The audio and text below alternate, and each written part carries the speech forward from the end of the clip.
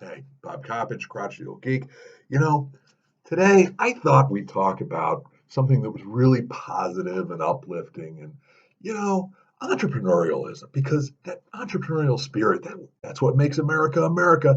That's what makes us all come up with great ideas for goods and services and things that, make the world a better place to live in. Yeah. Oh, or entrepreneurialism as hackers and malware and cryptoware and all of that kind of thing, because the spirit of entrepreneurialism is just as alive for those guys as it is for everybody else. In some ways, even more so, because it's an untapped market full of great potential. Don't believe me? Think about it for a second. When we talk about wanting to generate revenue, excuse me, when the bad guys talk about wanting to generate revenue, because that's what it's all about, they want to generate revenue through the product that they've created, which is essentially this way to either uh, essentially kidnap your data or actually store it and resell it and all that kind of fun stuff. And we're used to, oh look, they got your credit card, they sell the credit card to somebody else uses it, blah blah blah, goods and services, classic 101. But they're getting creative. How are they getting creative? Well, yes, we're going to encrypt your data. And yes, we're going to try to hold it for ransom. And when we get the ransomware, we then made money. Cool. Well, that's not working as much. Or excuse me, they're finding better ways to do it or ways to do it additionally. It's actually working very, very well. But like anybody else, you look for new products, new ways to use the same thing that you got, even more so. So here's some examples. And these are really creative. You got to give them credit for coming up with these creative things. You don't want to pay the whole ransom. Okay, fine. Pay me a small ransom and I'll decrypt one of your files or two of your files. Okay, that doesn't sound like much, but when you think about it, somebody came up with that idea of changing the product, changing the services. All right, coming up with some specific ways that they would basically not get this much money, but they'll get this much money. Okay, or maybe this: if you help us infect four of your friends, we'll decrypt your data. Okay, friends,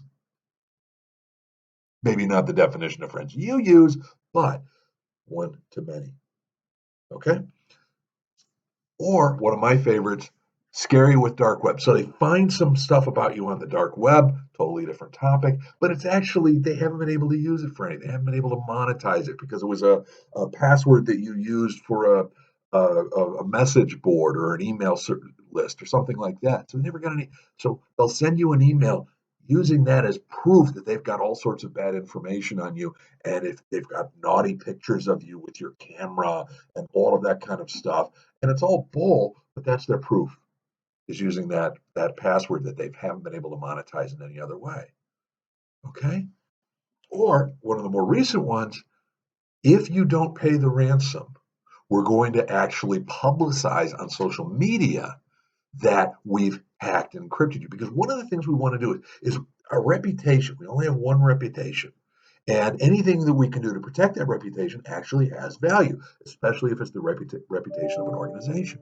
And if the bad guys can actually drag you through and basically, hey, here are some of your customers. Here are some of the customers of company ABC. You see, we're hacking them. They're not very protective. You should be careful. That actually has potential cash damage or potential cash value in terms of the damage, therefore cash value in terms of preventing the damage. And then one of the weirdest ones that I've just read about some is send me some naked pictures and I'll decrypt your data. Okay, I'm not sure what the backing is behind that one.